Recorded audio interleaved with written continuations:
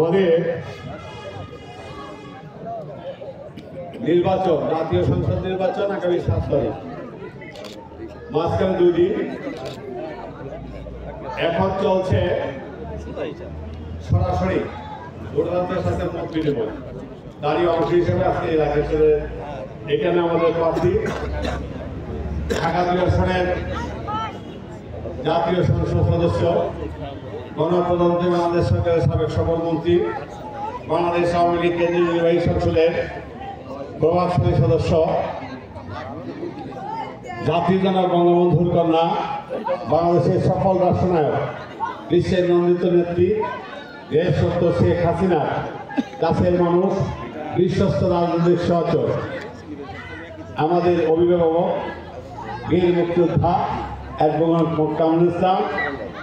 এখানে উপস্থিত রয়েছেন জেলা এবং থানা পর্যায়ের আওয়ামী পরিবারের নেতৃবৃন্দ, মুক্তিযোদ্ধাগণ, সুধীজন, মুরব্বীগণ, উপস্থিত প্রিয় ভাই বোনেরা। শীতের রাত, আমাদের ক্যাম্পিং চলছে, এখান থেকে গিয়ে আমরা আরো কয়েক জায়গায় যাবো, স্যার কথা বলবেন। আমি শুধু খালি আমার চাচা, যাকে আমি বাপের মতন শ্রদ্ধা করি, হাজার চাচাকে আমার দিন অবস্থা তার দিন অবস্থা চাচা আমার কাছে বাপের মতো, সে বলেছে এবং আপনারা হাত ধরে রেখেছেন। আমি সেদিকে না যে আমি আপনাদেরকে হাত ধরে বলবো যে আপনারা 7 তারিখে ভোট কেন্দ্রে উপস্থিত হবেন কিনা। যদি আপনারা উপস্থিত হন তাহলে আমার আল্লাহ রাস্তায় হাত ধরে দেখেন।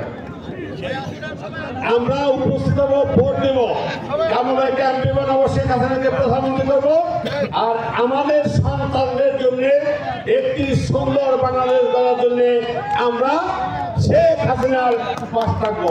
ধন্যবাদ সবাইকে। জয় বাংলা, জয় বঙ্গবন্ধু, জয় হোক নৌকা।